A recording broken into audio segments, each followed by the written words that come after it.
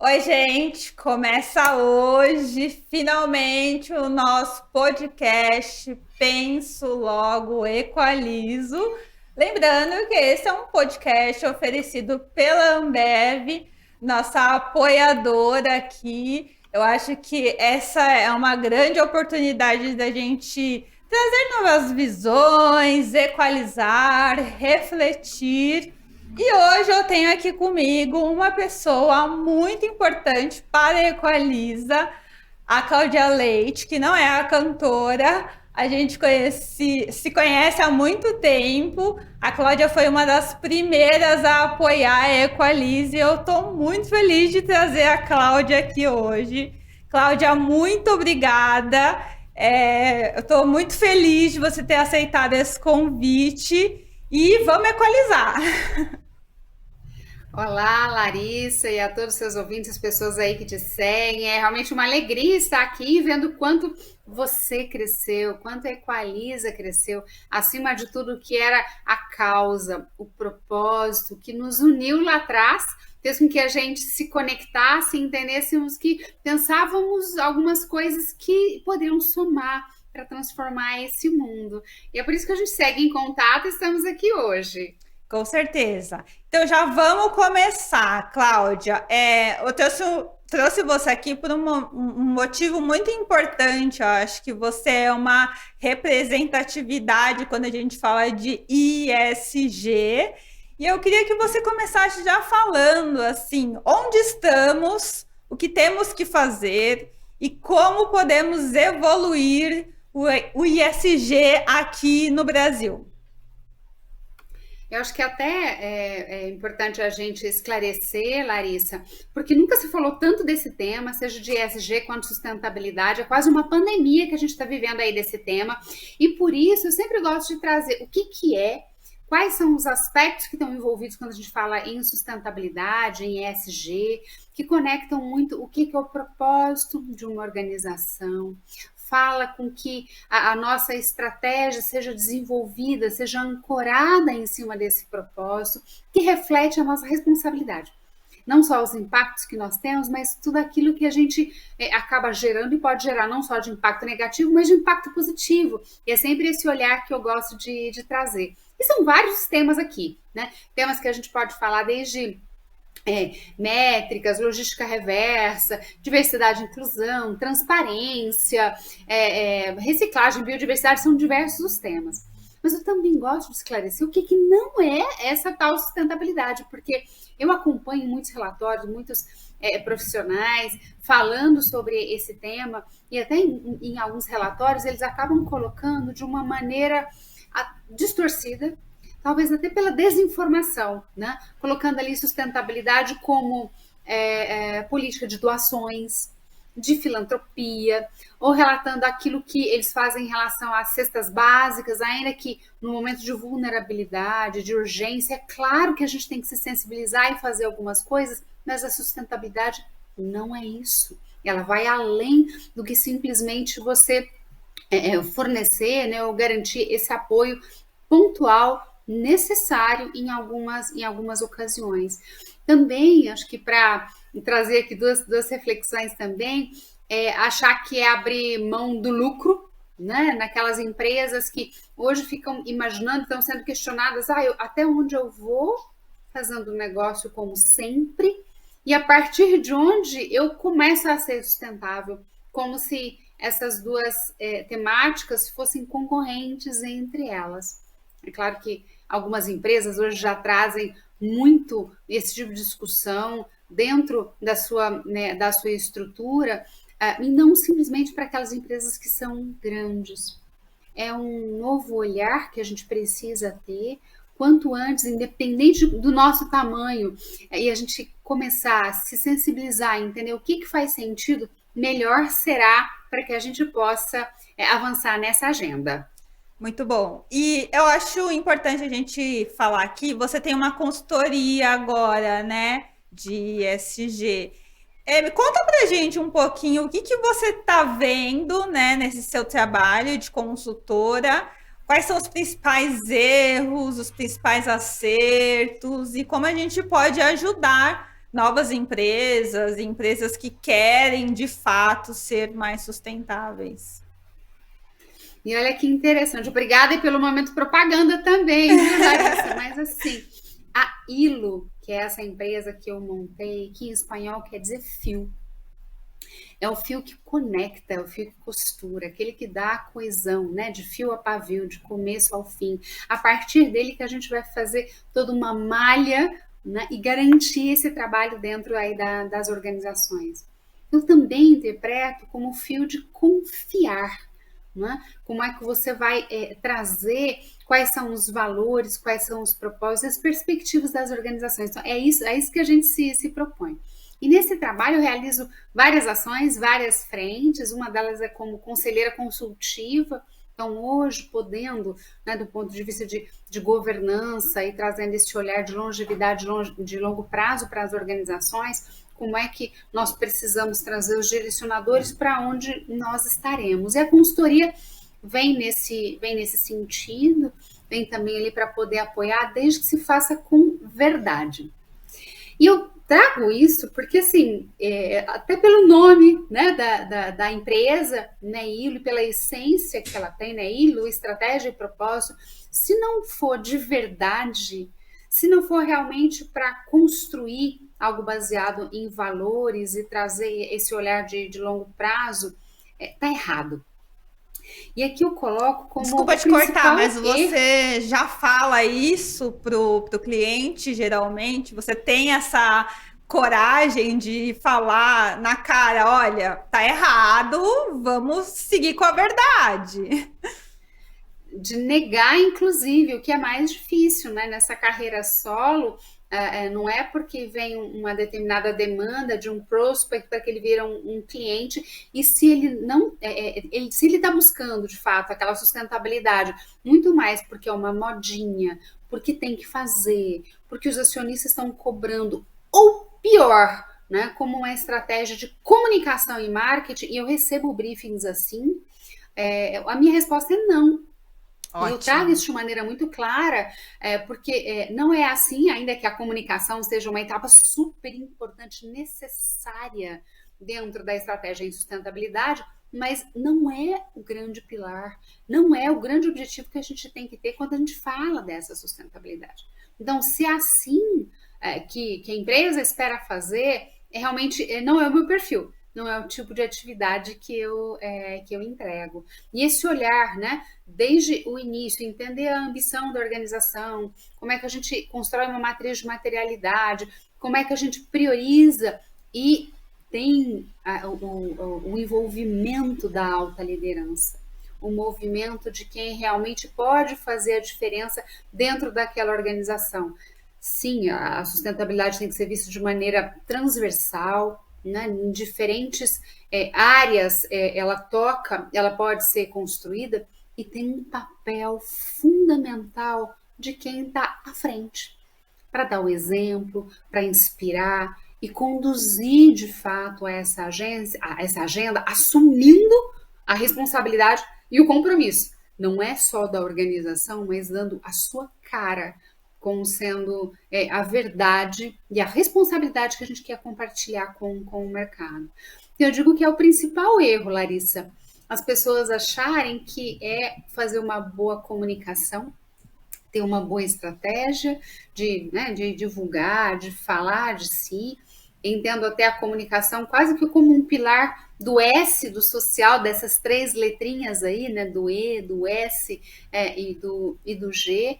Como é que a gente informa aquilo que está sendo feito, mas também como é que a gente educa. Mais do que divulgar simplesmente o que a empresa está fazendo, é como a gente apoia para que o consumidor, ainda que uma boa parcela dele tenha mudado a sua perspectiva, o seu olhar para o tema de sustentabilidade, mas como a gente acelera, como a gente mostra que é uma responsabilidade encadeada e compartilhada, e que a gente vai fazer muito melhor para pessoas e para o planeta, se a gente conseguir fazer isso juntos. E uma coisa que eu percebo bastante, você até comentou agora, eu não sou nem consultora, hein? Eu já percebi isso em muitas marcas. A questão, hoje a influência, né, o marketing de influência está muito forte. Então tem várias empresas que pegam influenciadores para falar que é sustentável. E às vezes o influenciador nem é sustentável.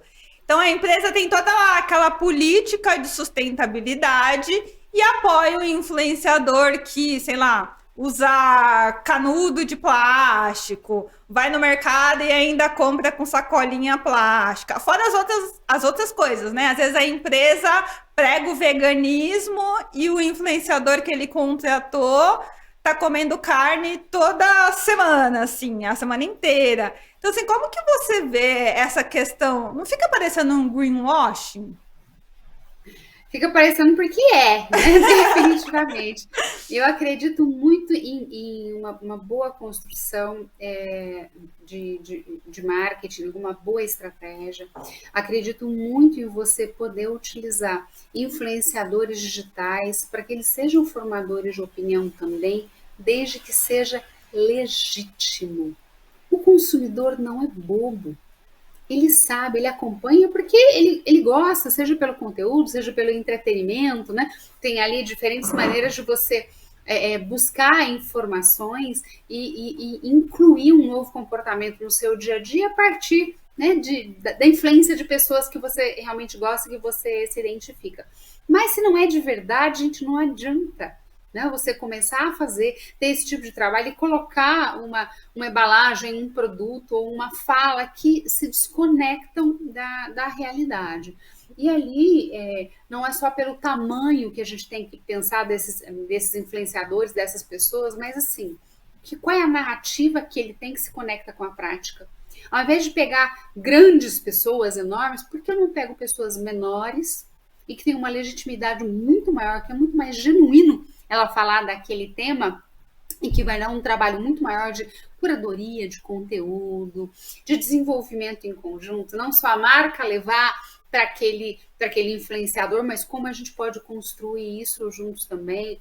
Fiz alguns trabalhos nesse sentido e assim o resultado foi excelente, porque no final, se você não faz com essa verdade, seja o greenwashing, seja o pinkwashing, que também tem bastante, o rainbow washing, aqui tem os vários que você pode, o ESG washing, né?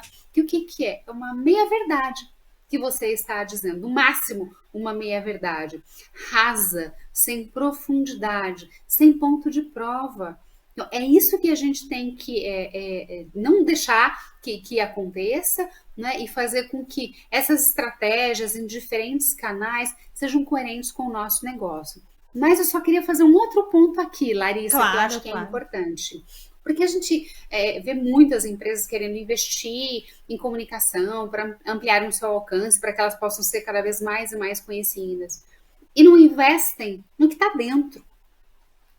Você fala com os colaboradores, com as pessoas que fazem parte daquela organização e você vê que falta, no mínimo, a coerência e até a informação. Eu digo, tanto lá para fora e aqui dentro, você chama alguém para conversar, você percebe que não é tão verdadeiro assim, que não se faz tanto na prática. Portanto, comecem de forma concêntrica, garantindo que quem está dentro da operação, quem está dentro da nossa empresa, independente de qual seja o tamanho, sabe sobre aquilo. Vive o que é aquela verdade. Pode ajudar para que a gente comunique. Certamente, aqueles que vão nos ajudar a divulgar muito mais, ou até o contrário, se não for verdade, podem até comprometer e fazer com que todo essa fala, toda essa estratégia de divulgação possa ruir, né, e falhar, se a gente não faz de verdade de dentro para fora. Os melhores influenciadores são aqueles que são no nosso dia a dia, os nossos colaboradores, pessoas que são tratadas com respeito e dignidade e levam isso para onde quer que a gente esteja. Esse é um ponto muito importante mesmo. Eu sempre penso nisso, assim, né? Como as empresas também têm esse pequeno ruído, né? De querer começar por fora e não educar quem está dentro. Então, às vezes, a empresa se coloca como super sustentável, você vai ver o funcionário está fazendo várias coisas não sustentáveis. É realmente um ponto muito importante. Outro ponto que eu queria que você abordasse, Cláudia, é a questão da ótica do consumidor, né? Porque a gente escuta muito também consumidor falando: ah, mas sustentabilidade é para rico, sustentabilidade não existe, e muitas outras coisas. As empresas não ajudam o consumidor a ser sustentável. Eu sempre falo da questão do caro e do barato, porque assim, às vezes o caro, para mim, é barato para outra pessoa, porque aquela pessoa é o público daquela marca, né? Ou daquela empresa. Mas eu acho que todo mundo, de alguma maneira, pode praticar sustentabilidade, pode apoiar empresas realmente sustentáveis. Como que você vê isso? Qual é a mensagem que você gostaria de passar para o consumidor em relação a isso? O mundo mudou, a sociedade mudou. Coisas que nós tínhamos como valores e crenças muito arraigadas foi evoluindo ao longo do tempo. Eu sou da época em que a água era inodora, insípida e incolor. Não é mais assim. Hoje a gente percebe um valor agregado e que a maneira como cada uma delas é obtida, como ela é distribuída, tudo isso pode fazer muita diferença. E o consumidor, ele está cada vez mais atento. Claro, não posso dizer que toda a fatia da população, mas as pessoas estão buscando mais informações sobre isso e é o nosso papel ajudar para que elas possam fazer essas escolhas. Quando a gente fala em sustentabilidade, é uma responsabilidade encadeada e compartilhada. As organizações, o setor público, têm um papel fundamental em garantir uma série de aspectos que vão levar o consumidor a uma outra atitude. E o consumidor também tem esse papel, ainda que muitos tenham aquele olhar: o que eu ganho se eu fizer isso? Qual é o benefício que eu vou ter se eu me engajar nessa ou naquela atividade? Como se ele não fosse parte integrante de todo esse processo. Eu queria fazer aqui um cálculo, que eu acho que é bem transformador. Então, por exemplo, eu estava acompanhando algumas estatísticas falando que o brasileiro produz, em média, 1 quilo de lixo por dia. A palavra lixo está errada. De fato, é resíduo, mas lixo é aquilo que não pode mais ser utilizado, ser aproveitado de jeito nenhum. Mas utilizamos ali a palavra lixo, né? 1 quilo. Isso pode variar de acordo com a região, dentro das casas, de acordo com o consumo que a gente tem também, né? 365 dias por ano. A gente está produzindo 365 quilos de resíduo, não é? Expectativa média de vida do brasileiro de 78 anos. Se a gente continuar no consumo como a gente tem agora, nós vamos deixar como legado, como presente no planeta Terra, 28 toneladas de resíduo. 28 toneladas.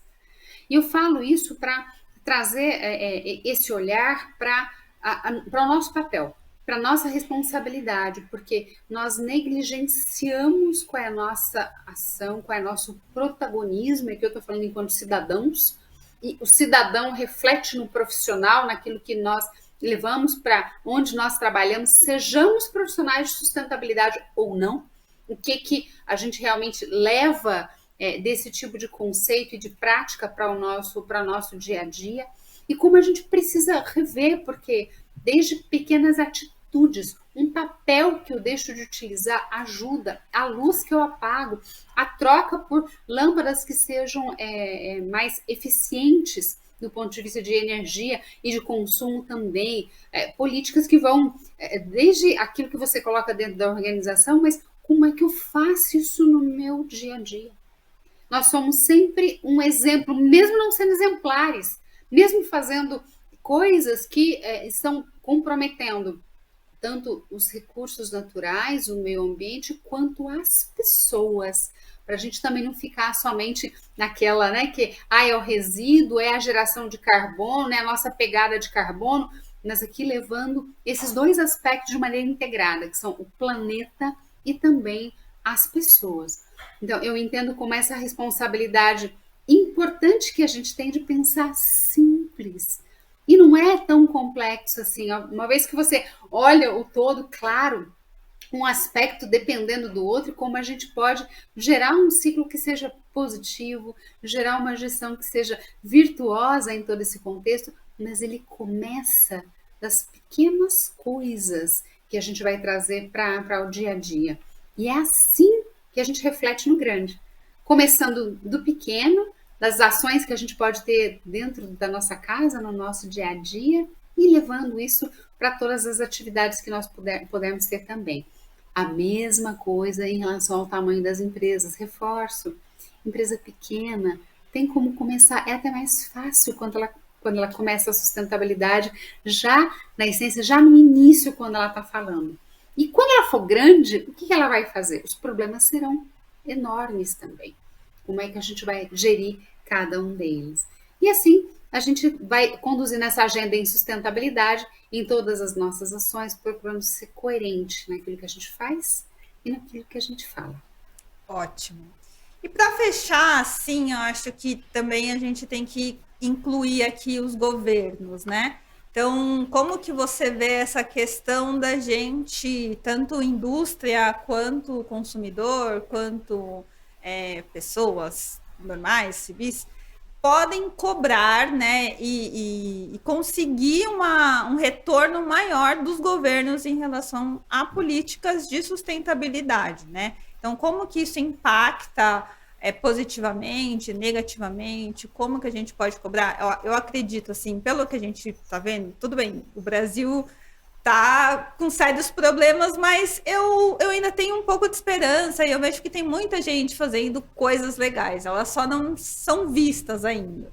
Mas como que você acha que a gente pode cobrar mais efetivamente e de fato ter um retorno em relação a isso? Nesse aspecto, nós somos parecidas de novo, viu, Larissa? Porque eu também tenho um olhar muito positivo. Mesmo quando eu vejo algum desafio muito grande, coisas que precisam ser feitas, ainda uma agenda enorme para a gente poder conduzir, eu acredito que sejam gestores da área pública, da área privada, assim como os consumidores, eles estão abertos e comprometidos para que isso de fato aconteça. Quando a gente fala da esfera pública, eu vejo que eles conseguem fazer, né, a liderança, né, as pessoas que ali estão conseguem fazer em grande escala, conseguem ter um impacto muito maior e dão direcionadores que vão de fato promover a mudança que a gente precisa na sociedade. E aí, olhando para outras regiões e até fazendo um paralelo ali com o nosso país, é só você olhar como é que a Europa já está nesse tema sustentabilidade. Hoje, os mercados já estão muito mais maduros, trazendo já o que eles esperam em termos de transparência, em termos de relatório, de ações, de metas que acabam sendo claras, que vão refletir naquilo que as empresas vão fazer. Claro, por poder de norma, de regulações que aceleram muito, catalisam todo esse compromisso, forçam para que esse compromisso aconteça, e as empresas que conseguem se posicionar antecipadamente, entender todos esses movimentos, agregam, trazendo um diferencial competitivo, enquanto elas realmente podem. E os consumidores, eles têm um papel fundamental para quê? Se posicionar em diferentes momentos, seja desde a importância do voto e a força que nós temos em promover essas mudanças, mas participando ativamente dessas decisões. Quantas são as consultas públicas que são realizadas? Quantas são as atividades que nós podemos ter junto a órgãos de classe, entidades, associações, levando a nossa contribuição, levando também o nosso ponto de vista, para que todo esse trabalho coletivo aumente a nossa voz e faça com que isso reverbere, chegue onde realmente precisa de maneira estruturada. Então, eu acredito muito nesse poder da organização, do associativismo, de interesses que são comuns e que conectam as pessoas, que fazem com que esse trabalho colaborativo, interdependente, levem essas mensagens e essas nossas ações de maneira muito mais estruturadas e impactantes também. Ótimo. Bom, Cláudia, só quero agradecer. Muito obrigada pela sua participação. Sucesso aí para sua empresa. Espero que a gente se cruze em muitos outros momentos. Você é uma pessoa muito importante, assim, de verdade, desde que a gente se conheceu lá atrás, em todas as vezes que a gente participou de eventos voltados para a sustentabilidade, você sempre teve um olhar muito positivo, né? Você acabou de falar, a gente é muito parecida, você sempre teve esse olhar positivo e eu realmente acredito na sua visão positiva de que as coisas podem melhorar. Você tem uma frase muito marcante que você fala de responsabilidade compartilhada. Eu aprendi isso com você, inclusive. Eu sempre falo isso na Equaliza, que eu acho que a gente tem que parar de ficar falando que o outro tá errado, que não foi assim, que não aconteceu, mas cada um, de fato, assumir a sua responsabilidade, né? E tentar fazer alguma coisa para mudar o que não tá bom. Se não tá bom, então o que a gente pode fazer para mudar? Então, eu agradeço toda a sua luta, todo o seu trabalho voltado para a sustentabilidade e deixo aqui aberto para você deixar seu último recado, falar da sua empresa e falar aí quais são os seus planos para o futuro. Não, obrigada, que carinho, né? Realmente, quando a gente tem um propósito, uma causa em comum, isso dá muito mais sentido. E até me lembrou uma frase de um economista americano chamado Fred Kaufman, que diz que propósito é a diferença entre velejar e remar. Não que eu seja especialista em esportes náuticos, até porque você está até aí com a camiseta, né, de Minas para me homenagear, e eu não nego meu sotaque, aí a minha origem, mas nessa frase dele, ele coloca muito como é que o propósito acaba sendo um direcionador. Então, explicando ali, né? Quando você tem um barco e você precisa remar, você tem que colocar uma energia maior, uma força maior para que ele possa promover o movimento, sair de A para B. Né? E se você tem um propósito, no caso o propósito seria o vento, que você ajusta a vela e com isso você consegue promover esse movimento, não que seja mais fácil, mas com certeza todas as forças que você precisa dentro da sua, naquele barco ou na sua organização, elas são potencializadas com esse propósito. Então é esse propósito que a gente tem que entender o que é e qual que é a nossa essência. Não é uma frase bonita para colocar na parede, é o que a gente realmente deixa aqui, né, do porquê que nós existimos, qual é a falta que a gente vai fazer se a gente deixar de existir e como é que a gente promove esse bom impacto, né, esse bem-querer que a gente precisa cuidar, seja do planeta que nós estamos aqui, dessa nossa casa, e das pessoas que são tão importantes no nosso dia a dia. Então, quero agradecer imensamente, quem sabe num próximo café, não virtual, mas presencial, a gente continuar esse papo e equalizando o que a gente tanto precisa. Com certeza. Obrigada, Cláudia. Um beijo. Obrigada, igualmente. Foi?